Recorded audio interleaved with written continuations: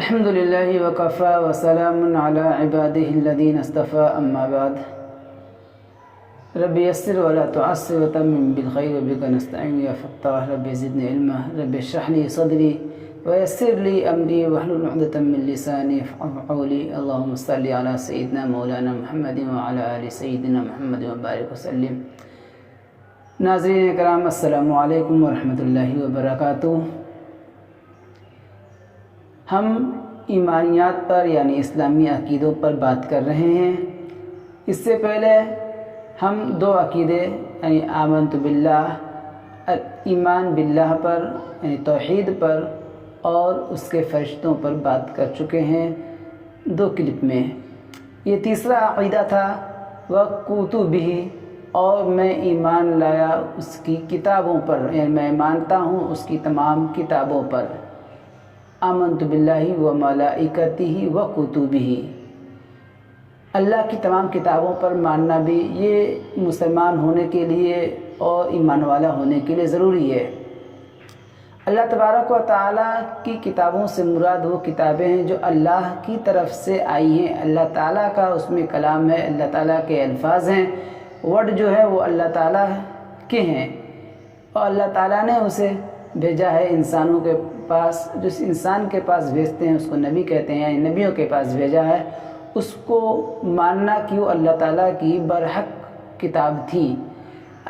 ویسے تو اللہ تبارک تعالیٰ کی بہت ساری کتابیں اور صحیفیں اتری ہیں اور بہت سی پیغمبروں پر، مگر ان میں بڑی کتابوں کو آسمانی کتابیں کہا جاتا ہے اور چھوٹی کتابوں کو صحیفے بولتے ہیں. ان میں 4 کتابیں مشہور ہیں، جیسے توریت جو حضرت موسیٰ علیہ السلام پر نازل ہوئی تھی، دوسرا زبور جو حضرت داؤد علیہ السلام پر نازل ہوئی، اور تیسری کتاب انجیل جو حضرت عیسیٰ علیہ السلام پر نازل ہوئی، اور چوتھی اور آخری اور سب سے افضل اور سب سے بڑی کتاب قرآن مجید ہے جو ہمارے نبی آخر الزماں حضور پرنور محمد مصطفیٰ صلی اللہ علیہ وسلم پر نازل ہوئی تھی. یہ 4 کتابیں ہیں. صحیفے بھی کچھ چھوٹے چھوٹے کتابیں جن کو صحیفے بولتے ہیں یہ بھی نازل ہوئی ہیں، لیکن ان کی صحیح تعداد معلوم نہیں ہے. کچھ کا قرآن میں ذکر آیا ہے، جیسے حضرت آدم علیہ السلام پر کچھ صحیفے نازل ہوئے، کچھ حضرت شیس علیہ السلام پر نازل ہوئے، کچھ حضرت ابراہیم علیہ السلام پر نازل ہوئے ہیں. اس کے علاوہ اور بھی صحیفے نازل ہوئے ہیں جن کا علم جو ہے ہمیں نہیں ہے. لیکن یہ ماننا کہ جتنی بھی کتابیں اللہ تعالیٰ کی طرف سے نازل ہوئی ہیں، چھوٹی یا کتاب یا بڑی اتاری گئی ہیں، ان سب کو ہم برحق مانتے ہیں. وہ سب اللہ کی طرف سے کتابیں تھیں، اللہ ہی کی کتابیں تھیں.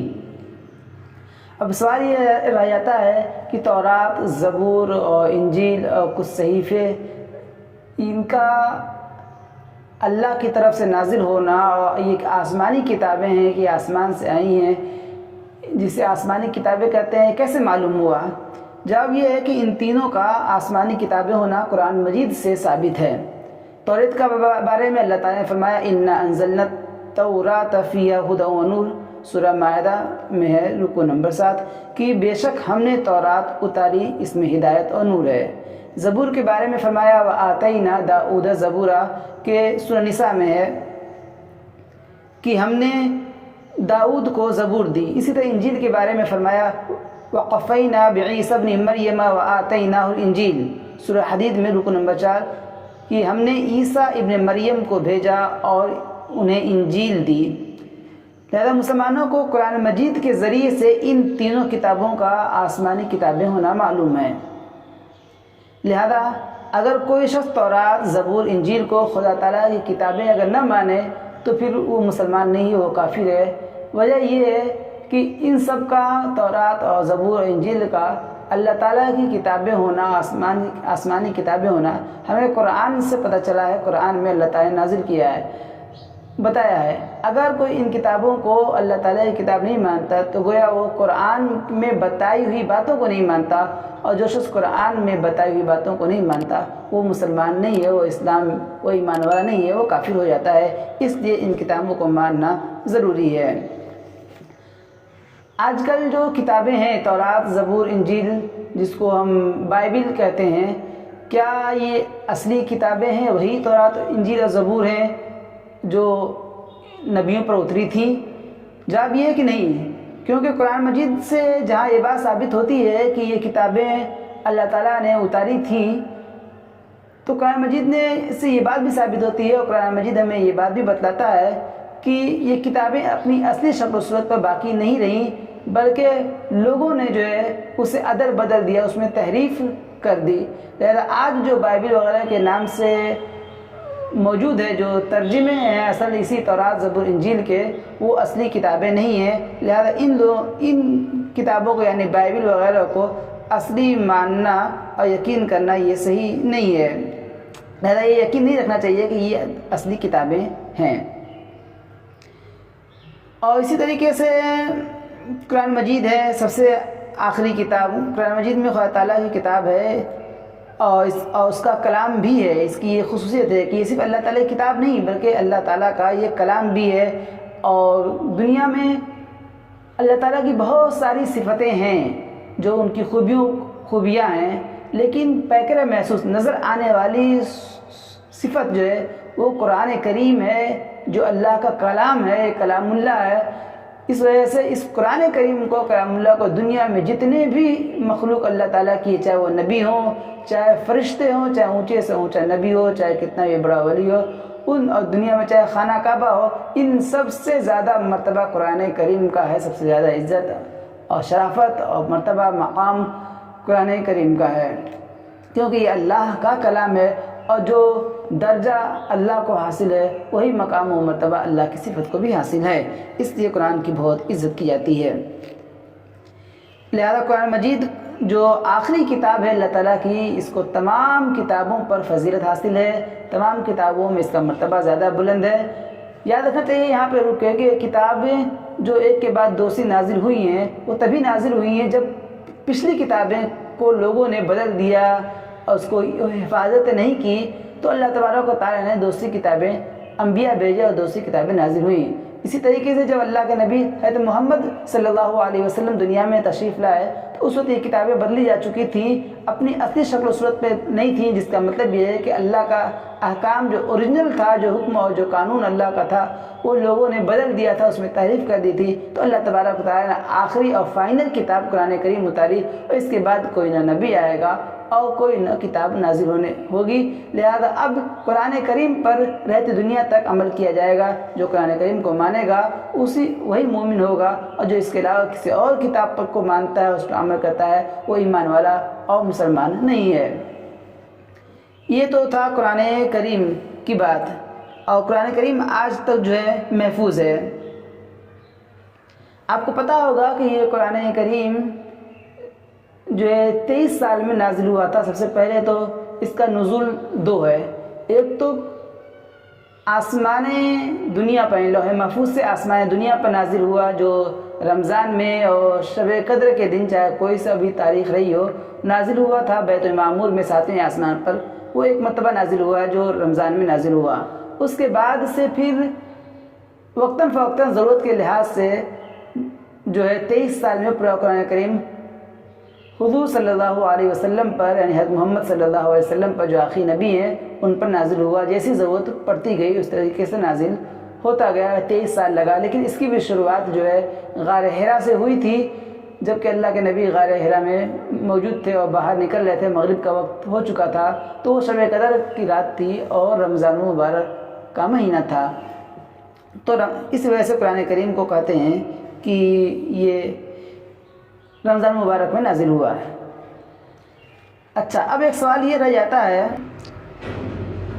سوال یہ ہے کہ قرآن مجید کو اترے ہوئے 1400 سال ہو گئے اور اس سے زیادہ ہو گئے، تو اس بات کی کیا دلیل ہے کہ یہ قرآن مجید جو ہمارے پاس موجود ہے وہ وہی قرآن مجید ہے جو حضور رسول کریم صلی اللہ علیہ وسلم پر نازل ہوا تھا؟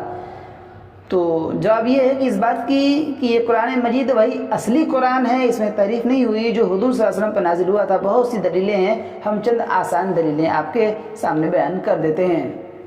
نمبر 1 کہ قرآن کریم مجید کا متواتر ہونا، یعنی تواتر کے ساتھ حضور صلی اللہ علیہ وسلم کے زمانے سے آج تک نقل ہوتے ہوئے چلا آنا، جو چیز تواتر سے ثابت ہو اس کا ثبوت یقینی ہوتا ہے اور قطعی ہوتا ہے، اس میں کسی طرح کا شک و شبہ اور شک کی گنجائش نہیں ہوتی ہے۔ اب سوال یہ ہے، آپ کہیں گے تواتر کسے کہتے ہیں؟ متواتر ہے۔ تواتر کہتے ہیں، متواتر ہونا کہتے ہیں ایسی خبر کو جس کی ہر زمانے میں اتنے سارے لوگ اس بات کو روایت کرنے والے اور بیان کرنے والے ہوں کہ ان کا جھوٹ پر متفق ہونا کہ سب جھوٹ بول رہے ہوں، یہ سمجھنا محال ہو، کوئی نہ کر سکے۔ مثال کے طور پر آپ کسی علاقے میں ایک واقعہ ہوا، آپ کو پتہ نہیں، لیکن جب آپ اس علاقے میں گئے تو تقریباً 80% آبادی وہاں کی یا 50% آبادی یہ کہہ رہے، وہی واقعہ، ایک ہی واقعہ کو جو حادثے کو وہ بیان کر رہی ہے اور سب ایک ہی طرح، کوئی فرق نہیں ہے۔ تو اس سے پتہ چل جائے گا، آپ یقین جان لیں گے، آپ کو یقین ہو جائے گا نہیں، جو واقعہ میں نے سنا تھا اور جو بات میں نے سنی تھی وہ صحیح ہے۔ اگر صحیح نہیں ہوتی تو ایک دو لوگ اگر کہتے تو یہ کہا جا سکتا تھا کہ نہیں یہ جھوٹ ہو سکتا ہے، افواہ ہو سکتی ہے، لیکن جب اتنے لوگ کہہ رہے ہیں اور سب، تو اس کا مطلب یہ ہے کہ نہیں وہ سچ ہے، اس کو ہر آدمی مانتا ہے۔ تو اسی طریقے سے قرآن کریم بھی ہے کہ وہ اللہ کے نبی صلی اللہ علیہ وسلم کے زمانے سے آج تک تواتر کے ساتھ، یعنی ہر زمانے میں اتنے لوگ اس کو روایت کرنے والے، اس کو پڑھنے والے رہے ہیں، اس کو بیان کرنے والے رہے ہیں کہ ان کا ایک ادنا سا عقل والا آدمی بھی اس کو نہیں کر سکتا کہ یہ جھوٹ ہے یا اس میں تعریف ہو گئی۔ اور دوسری بات یہ ہے کہ یہ ایک دم سیف، یعنی جس طریقے سے 1400 سال سے لے کے آج تک بغیر کسی حرف کی زیادتی کے جو ہے نقل ہوتا ہوا آیا ہے۔ دوسری دلیل یہ ہے کہ حضور رسول خدا صلی اللہ علیہ وسلم کے زمانے سے آج تک لاکھوں بلکہ کروڑوں مسلمان قرآن مجید کے حافظ ہوتے چلے آئے ہیں، اور آج بھی دنیا میں مسلمانوں کے لاکھوں کروڑوں بچے قرآن مجید کے حافظ ہوتے ہیں، اور بہت سے ایسے جوان بچے بوڑھے موجود ہیں جن کے سینوں میں قرآن محفوظ ہے۔ اس بات کی دلیل ہے کہ وہاں سے لے کر اب تک محفوظ ہے، اس لیے کہ جس کتاب کو لوگ محفوظ کرتے آئے ہیں اپنے سینوں میں، اپنے دل میں، اس میں چینجنگ کی، اس میں بدلاؤ کی کوئی راہ نہیں نکلتی۔ ورنہ ہر آدمی کے پاس جو قرآن محفوظ ہے، آپ کسی سے بھی دنیا میں پوچھتے ہیں، وہ وہی قرآن اسی ترتیب کے ساتھ جو ہے وہی سنائے، کوئی زیادتی اور کمی نہیں ہوگی، ایک حرف کی بھی زیادتی اور کمی نہیں ہوگی۔ تیسری دلیل کہ اللہ رب العزت نے خود فرمایا کہ اِنَّا نَحْنُ نَزَّلْنَا الذِّكْرَ وَإِنَّا لَهُ لَحَافِظُونَ، کہ اس قرآن کریم کو ہم نے اتارا ہے۔ اس سے پہلے بھی جو قرآن کتابیں تھیں اس کو بھی اللہ تعالیٰ نے اتارا تھا، لیکن اس کی ذمہ داری اس وقت کے مسلمانوں پر تھی، لیکن اس قرآن کریم کی ذمہ داری اللہ تبارک و تعالیٰ نے خود رکھی ہے کہ ہم اس کی حفاظت کریں گے۔ بس جب خدا تعالیٰ نے قرآن مجید کی حفاظت اپنے ذمے لی ہے، اس کی حفاظت کا وعدہ فرمایا ہے، تو ضروری طور پر یہ ثابت ہو گیا کہ یہ قرآن بے عینی ہی وہی قرآن مجید ہے جو حضور انور صلی اللہ علیہ وسلم پر نازل ہوا تھا، کیونکہ اس کی حفاظت کا وعدہ خدا تعالیٰ نے فرمایا تھا۔ بس وہ آج تک محفوظ ہے، اور انشاءاللہ تعالیٰ قیامت تک محفوظ رہے گا، اور قیامت تک کے لیے یہ نمونہ ہے اور یہ ایک کتاب ہے، اس پر کوئی کتاب آنے والی نہیں ہے۔ اس کے احکام جو اتنے معتدل ہیں کہ ہر زمانے کے لیے، ہر انسان کے لیے جو اس پر عمل کرنا آسان ہے، کسی کے لیے جو یہ مشکل اور محال نہیں ہے۔ ہر زمانے کے لحاظ سے یہ قرآن کریم جو ہے موضوع اور مناسب ہے۔ تو قرآن کریم کو آخری کتاب ماننا اور اس کو اللہ کی کتاب ماننا، اور اس کے ساتھ ساتھ تمام کتابوں کو آسمانی کتابیں ماننا، یہ ایمان کی دلیل ہے۔ اللہ تعالیٰ ہم سب کو یقین نصیب فرمائے۔ السلام علیکم ورحمۃ اللہ وبرکاتہ۔